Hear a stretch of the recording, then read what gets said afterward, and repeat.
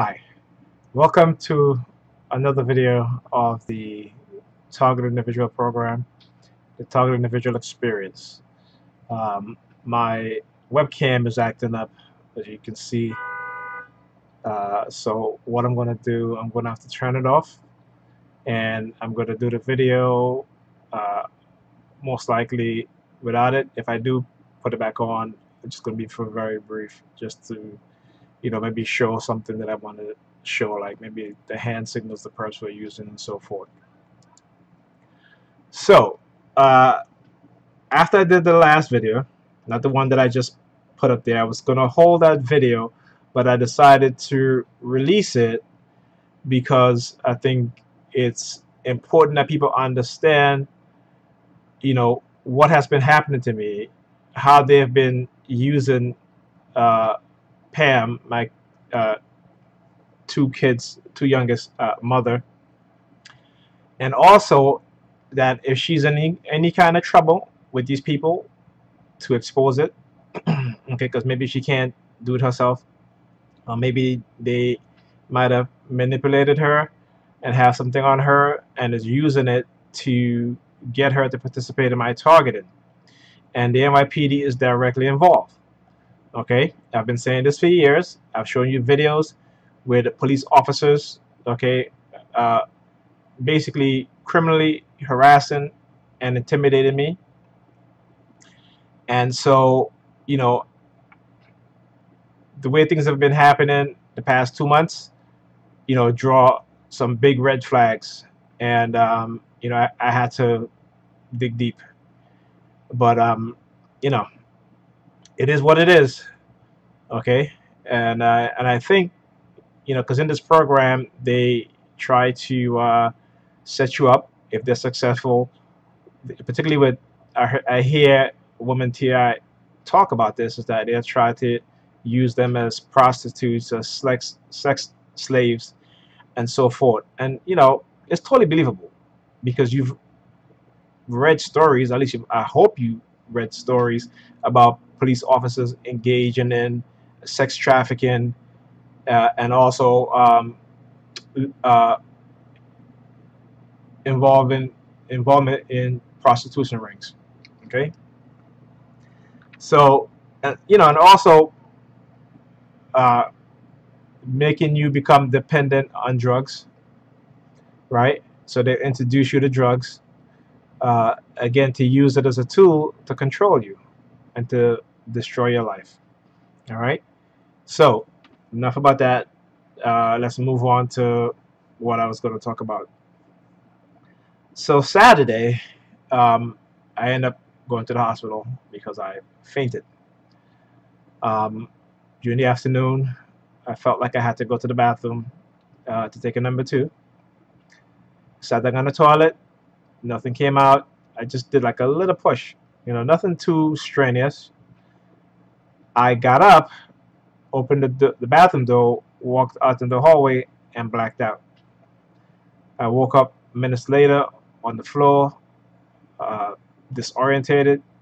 Well, let me go back, because I felt, as I got up, opened the door, I felt disorientated, weak, and that's when I passed out. So woke up minutes later, went to the uh, uh, actually tried to get up, couldn't get up because I had no energy, no strength at all. So I lay there for about 2 minutes. Then I got on my hands and knees, crawled from the hallway to the living room, got on the couch. I started feeling my body temperature rising, and I was getting the sweats, and it wasn't cold sweats. So I was right underneath the AC, but I was still hot. So I had ate before, and I was drinking water. So the water finished. Then I had vitamin water, so I ended up drinking the rest of the vitamin water. About half an hour later, I attempted to get up to go get more water. Couldn't get up, so I lay there for about an hour. Then I felt like I had to go again to the bathroom. So I was crawling to the bathroom, midway between the living room and the bathroom. I got really, really weak. I just kind of like lay down on the floor. I was um, short of breath. Okay, my fingers was tingling, so I thought maybe I was having a heart attack. Okay, so at that point, I'm like, okay, I'm gonna call Pam because she's a nurse. So I called her, explained to her my symptom. She's like, call 911. So I called 911, and it was very difficult for me to raise my phone because I had no strength at all.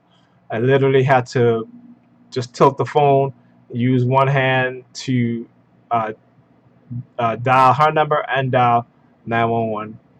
Then after that, I had to crawl back to the bathroom. You know, I was crawling over a broken mirror because there was a tall mirror in the hallway, and when I fainted, I knocked that down, and it was a good thing. Basically, I landed on top of the back of the mirror, but there was still glass on the floor.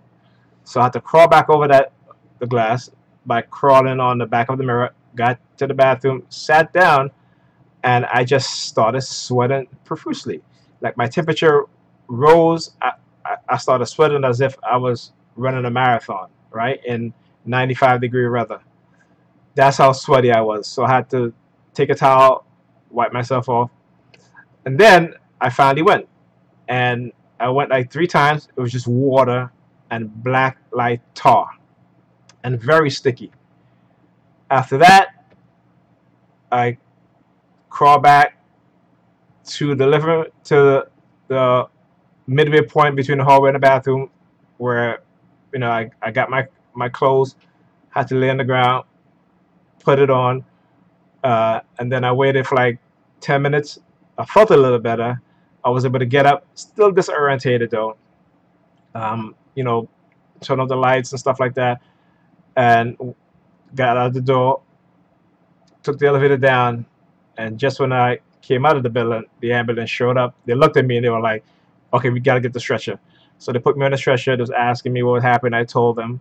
Went to Downstate Medical Center, okay? And so I was in the emergency room for a couple of hours. I can't remember how long, but it was a long while. And then the doctor came in. They asked me what happened. I told them. One doctor, she did, what do you call it? She put on gloves and stick her finger in my butt, to see if there's any blood, right? So she said that there was a little bit of blood, that because I fainted, I passed out, that and I was still weak too, that they were going to admit me. So they admit me into the hospital, and then that was probably like about maybe 1 o'clock Saturday night, because I got there about minutes to 5, I would like to say, or 4. And so, also had 2 cuts, laceration on my chest, and it was bleeding. And I had asked the nurse in the emergency room if she could bandage it up, and she just totally ignored me. I asked another male nurse. He ignored me. So I'm like, okay. Then on top of that, they were trying to draw blood for me. One person was successful. The nurse, there was a female nurse that came after that person was successful, when they hooked up the IV to my left hand, and then a female nurse came in and tried to draw blood, couldn't. Tried twice, couldn't. And then a male nurse came and he drew blood. Okay.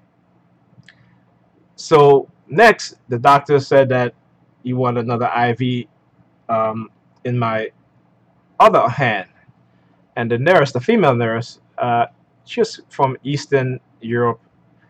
I could tell by her accent. She got one of the biggest needles and tried to stick it in my hand, which she did, and was basically prodding because she couldn't get to the vein. So she was prodding, okay, in my vein. My hands still hurt, both my hands and my arms, from all the needles that they stuck in it, okay. So after she failed, she went and got a small needle. Now, keep count now. So that was 3 needles prior to that, she came, and then another 3 needles, okay, which she failed to do. So went upstairs. They tried to draw blood again. They couldn't. All throughout the night, the nurses came. They couldn't. One of the nurse, she stuck the needle in my arm. She stuck it so deep that it hit something. I don't know what it hit, but the pain was excruciating. And I just yelled at her. I said, "Take that damn needle out of my arm. Take the needle out of my arm." Then she says to me, "Oh, you're a big boy. A little bit of pain ain't nothing." I said, "That's not a little bit of pain, okay?" And then she, go on to tell me about how, you know, I don't know pain, and, you know, she's like, "Oh, you see my glasses here?" She keep pointing to her glasses. I'm like, what does that have to do with any pain? But again, these are the subliminal messages that they try to send. But anyway, my stay at Downstate Medical Center in Brooklyn, New York was horrible. All of the nurses Saturday during the morning hours till uh, I was you know since I came out of the hospital, I've been horrendous. I've had 18 needles stuck in my arms and hands. Okay, 18 needles, probably more. It got to the point where I was like, I was feeling if they come and draw blood one more time, I was about to get up, put on my clothes, and leave. The only 3 people that were able to draw blood successfully, but they were spaced out in between. So it's like, between the other nurses coming in trying to draw blood, it was like hours, maybe like 2 hours apart. There's a doctor there. His name is Dr. John. There was a guy there Saturday night. His name is, I think, Mrs. Silver, and the male nurse downstairs, and that was it. Okay, everybody else could not draw blood. They sent for a technician with a machine that they call the vein finder, and he couldn't draw blood. And he tried twice, and he was about to do the third time, and I said, "No, that's okay. Okay, my arm needs a rest." On top of that, the nurses were so disrespectful and horrible. I had filled up a urinal because it was hooked up to an IV, so I couldn't go to the bathroom, and it was filled. And I kept pressing the call button all day. The nurses won't. This nurse would not come. The other people who came in, because I guess they knew I had a urinal, so they would come in and change it for me. So when I was hitting the call button, no one was coming, and the urinal was full, and I had to go again.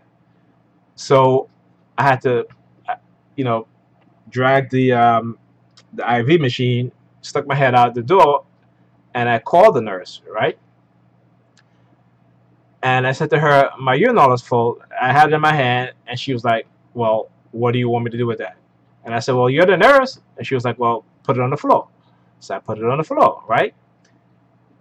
Then my roommate, who was in the same hospital room with me, he goes to the bathroom later, kicks the urinal down, so now there's pee all over the place. Now remember, this urinal is full, right? No one came to clean it up.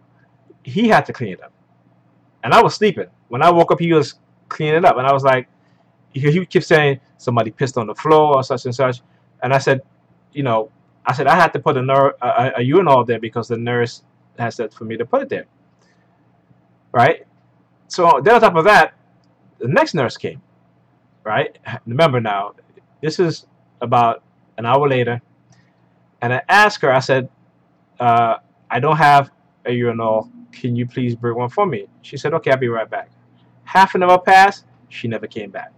So Dr. John was in the hallway.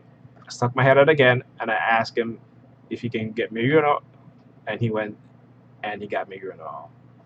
Now, the sad part about this is that these are black nurses, okay? These are black nurses. These are black women who I love and cherish, okay? And this is how I was treated by them, okay? But that's not all. So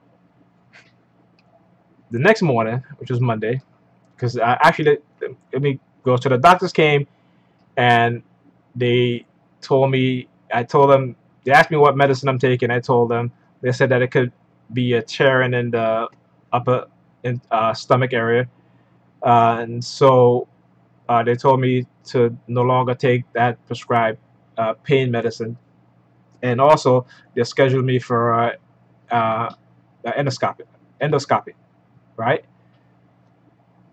So they couldn't do it on Sunday, so you have to wait till Monday.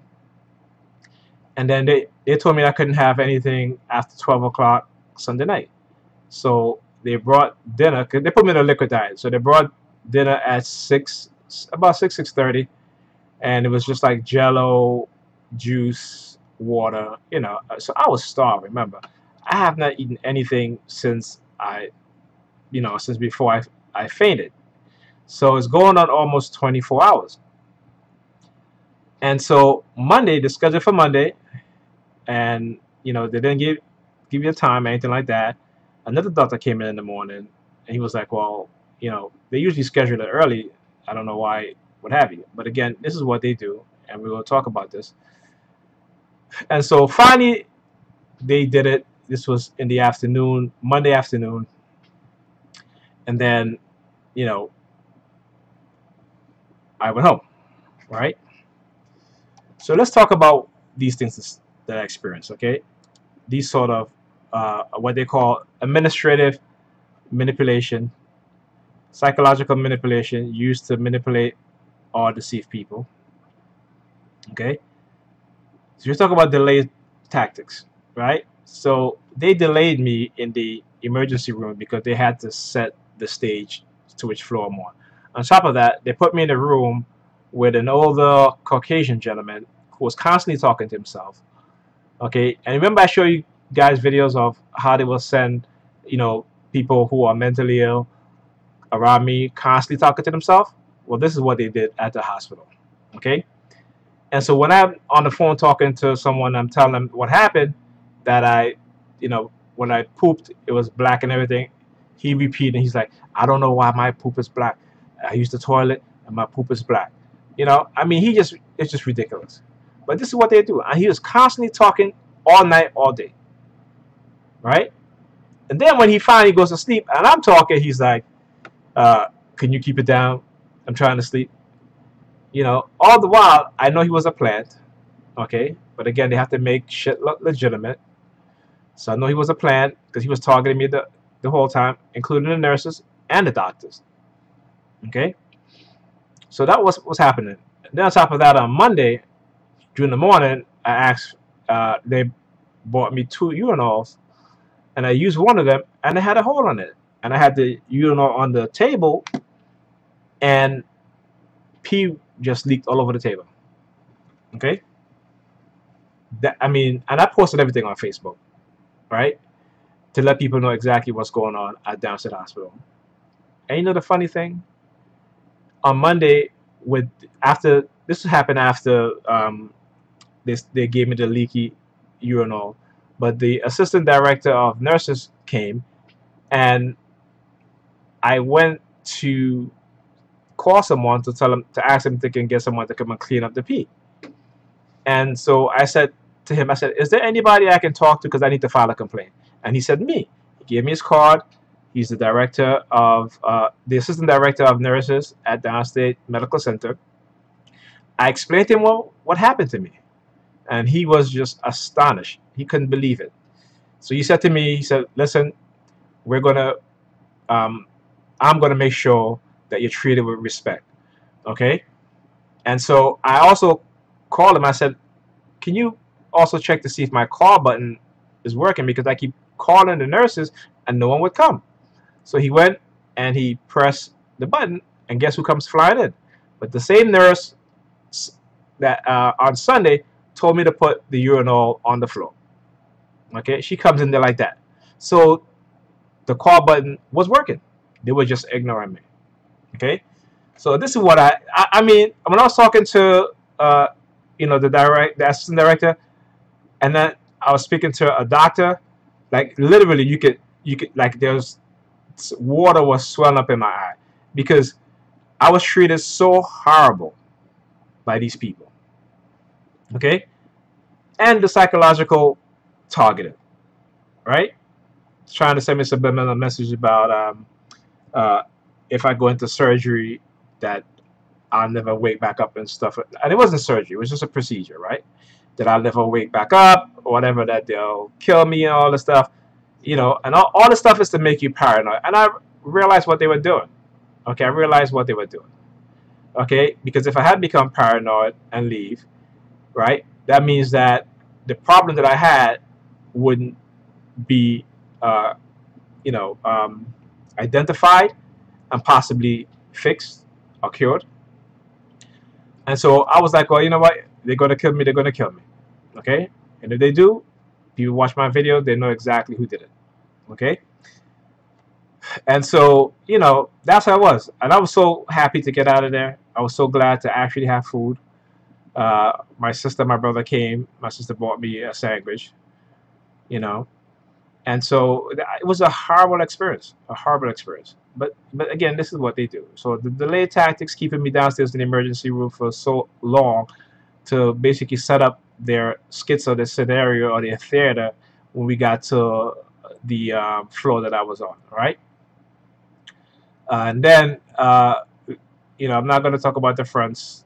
You guys can read that. Creating chaos. Let's do conflicts and division, divide and conquer. Conflicts are often created to cause division so that the different controlling groups can be more easily manipulated or controlled. Creating chaos and justification for action and control. Creating chaotic system is often done to justify taking action or control over the system or to justify new rules. Creating a chaotic system is also often a tactic done by organized crime to hide the crimes they commit. Without rules and law, there is no crime committed. Creating justification is used in the workplace and in regimes. In the workplace, it can involve participating employees in In regime, it can involve the secret police, organized crime, or even terrorists to weaken civil rights and freedom. Security and authority attacks to increase power. Security authorities and organization will sometimes provoke and welcome attack on themselves or those they have sworn to protect, and in some cases, they may even attack themselves so that they can obtain more power and authority over those they are set to protect. Administrative maze and complexity to discourage complaints or to increase the need for a specialist. Sometimes administration will create complex procedures and forms to discourage grievance or complaints or to require the help of specialists requiring the payment of fees. Ambiguities, no answer at all. Answers are sometimes provided or given as an ambiguity. Ambiguities may give the illusion that the answer has been provided, but in most cases, it is not an answer at all. And you guys can read the rest of this stuff. But, yeah, this was, and also fear to manipulate and control. Fear is often used to manipulate or to control people. Okay? So that's one thing. So I got out the hospital. They told me I had an ulcer. They took a biopsy of my stomach. I got to go back next month to repeat the procedure. They prescribed me medication, which I got to go pick out to take.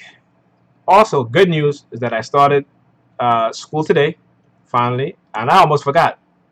I was talking to Pam, last night, and she was like, "What's your schedule?"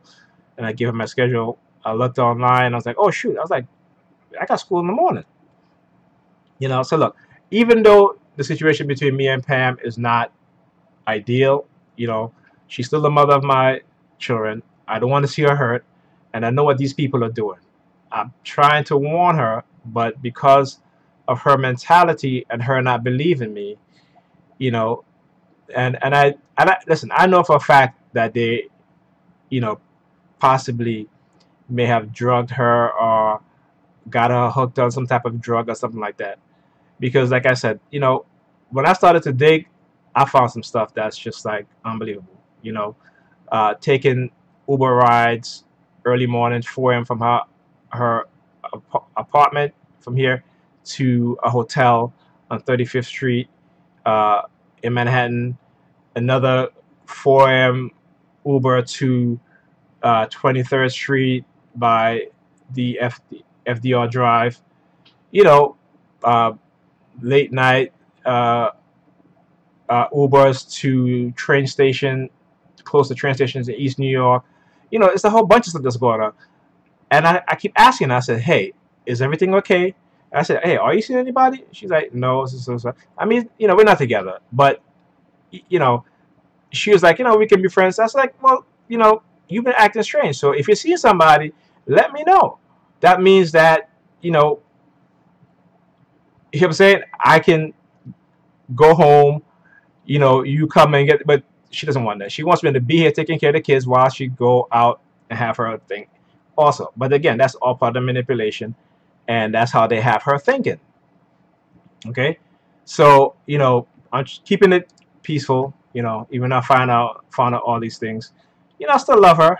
You know, she's a beautiful woman to me, and she's the mother of my kids. So my two youngest, we've been together for 11 years. You know what I'm saying? And I know that they've manipulated me and manipulated her into the situation we're in right now. Okay, so I'm just trying to take it, trying to expose what I need to expose. Hopefully, we can get back to some sort of I can't even say normalcy, but some sort of agreeable, mutual understanding and respect, for one another. Okay. All right. So as I say, so I started school today, and again, they have the students in my class targeting me, the professors, same thing. Got up my first class, went to the bookstore, was walking. They had two police officers standing outside their vehicle, two Caucasian police officers standing outside their vehicle, staring at me, with the civilian perps, which includes the students, targeting me and so forth. Went back to my second class, came back out, police car driving up, sirens flashing, red lights, okay, flashing. Then he turned on the sirens briefly as he turned into a parking lot. Okay, so it doesn't stop; it keeps going. You know, so you know, but you gotta do what you gotta do. You gotta do what you gotta do. At least you gotta try.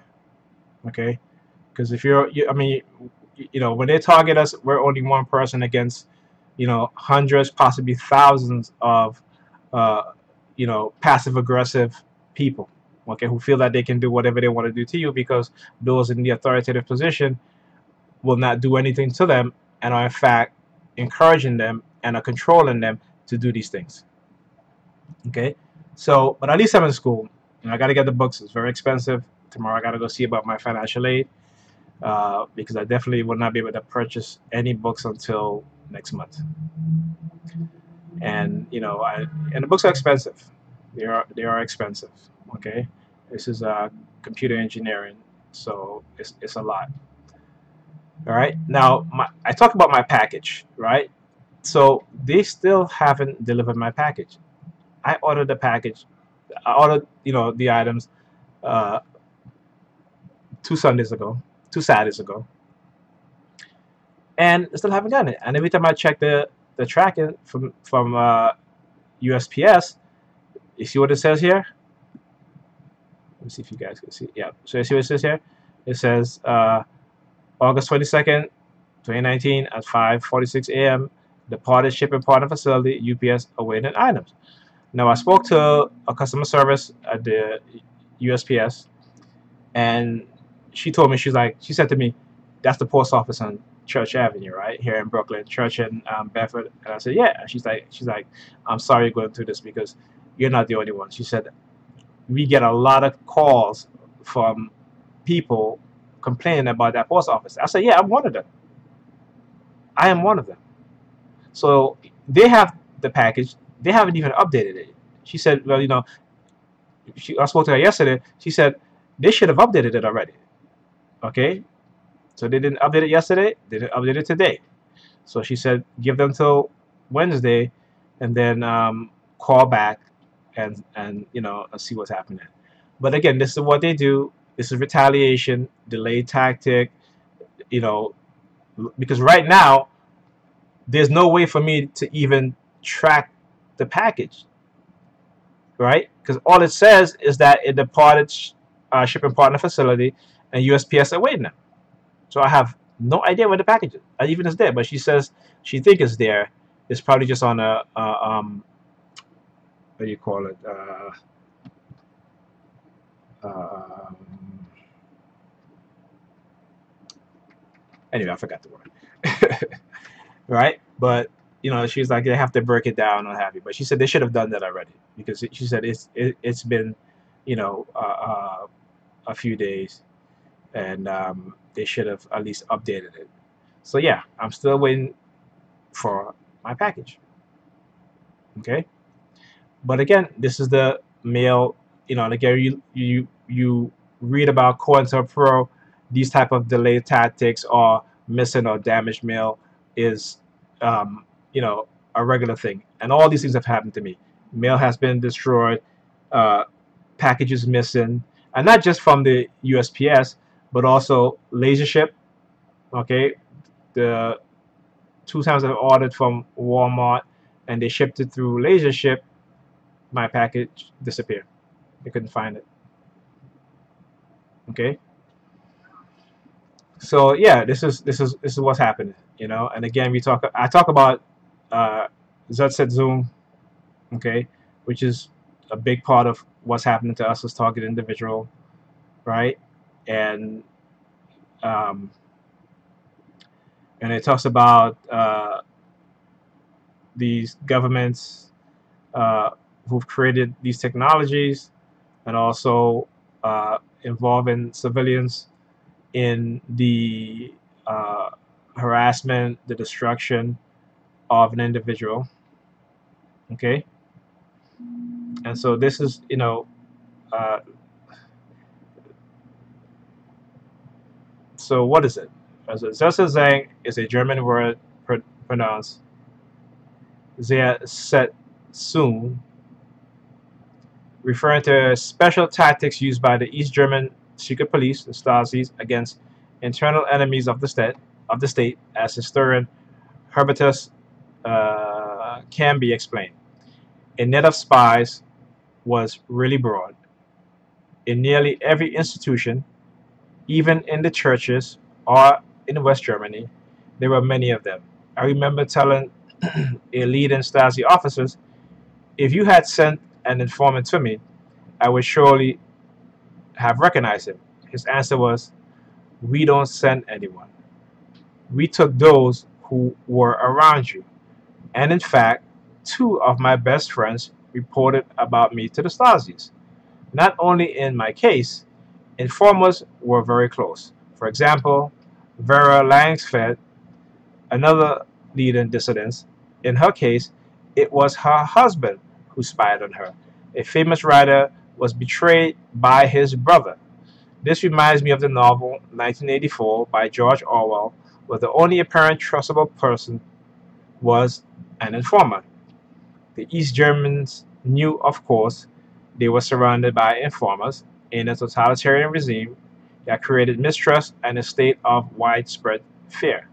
The most important tools to oppress people in any dictatorship. Remember, we're not living in a dictatorship, but we actually are. But it's the illusion of a democracy, right? That's why not many East Germans tried to fight against the communist regime. If they did, the Stasi's often used a method which was really diabolical. It was called Zersetzung. The word is difficult to translate because it means originally biodegradation, but actually it is a quite accurate description. The goal was to destroy secretly the self-confidence of people, for example, by damaging their reputation, by organizing failures in their work, and by destroying their personal relationships. Consider this. East Germany was a very modern dictatorship. The Stasis didn't try to arrest every dissident. It preferred to paralyze them. And it could do so because it had access to so much personal information and to so many institutions. Detaining someone was used only as a last resort. Okay? So, that's just to tell you what's happening. Okay?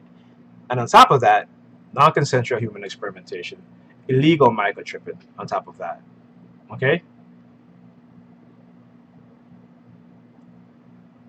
You know, this is what's happening in America. Okay? It has been happening for the past, 40 years. All right? And it's not getting better, it's getting worse. Well, that's it for the video. Um, thank you guys for tuning in, and I'll see you guys in the next video.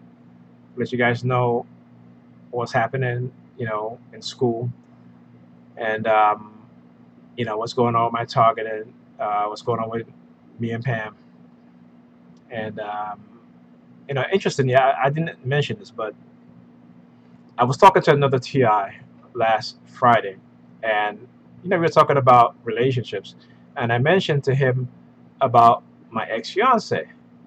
The next morning, guess who sent me a friend request? My ex-fiance. Okay, I accepted her friend request. She called me, and we were just talking, reminiscing on old times and stuff like that. And then today in class, with all the talk that's going on, she called me, and I knew something was up, But I was in class, so I text her. I said, "Hey, I'm kind of busy. Can I call you back?" She said yes. And this happened again after I had been targeted by these two white police officers on my way to the bookstore. And then when I came back, got in the class, the person came in, and then they had this Caucasian man come in, and for some reason, because people started looking at him, so I kind of got the idea that he may be an agent, to keep an eye on me, that sort of thing. So we'll see, all right. But yeah, that's what's been happening. Just keeping you guys informed, up to date. And also, if you're a TI and if you are up to it and is able to, go back to school. Educate yourself. Take up psychology. It'll help you. Take up technology. Computer engineering. You know, you call it IP technician. You know what I'm saying? So when they try to hack into your computer or your online activity, you'll know how to identify them through the IP address, and you're able to block them or maybe even send them a virus. Okay, we have to solve our problem within our community, the TI community, and those of us who are able to, those of us who study the psychological conditioning, the psychological programming, who through all that study is able to overcome a lot of the psychological targeting. And also, you got to eat healthy. I drink moringa tea. I take these pills called from Neuro Health for memory, because I had bad short-term memory, and they help. And they help. So you got to make sure we do these things. And like I said, go back to school. Go back to school. Learn the things that will help you, but also help us as a community. Okay, because that's the only way we're going to be able to at least have gain some footing. So for a person who's learning, going to school for IT, they may be able to, when they get their degree, and if you don't get the degree, you have more knowledge than you do now, right? And you might be able to help TIs and say, hey, this is what you need to do, to identify people who are intruding into your online activities and such. Okay, we have to take it upon ourselves. We cannot wait because we feel there are people out there helping us. We can't do that. It's like, these religious people waiting on Jesus or waiting on the Messiah to come back, right? Not doing anything for themselves, to help themselves, but just waiting for some savior. If there are people out there helping us, I applaud them, I thank them, but we gotta do it ourselves also. Okay, we gotta look within ourselves and within our community and help to, expose and help to uplift each other, right, and teach each other. So if like with me, the past, few years, learn about psychology, learn about psychological conditioning, learn about psychological tactics, and I talk about these things a lot to help people, and I use my own experience in this program to develop methods and ways that helps me. And if it helps me, it might help you. It may not, but it might. And so I share it. And that's what I do. And that's what we all need to do. Okay? So see you guys in the next video.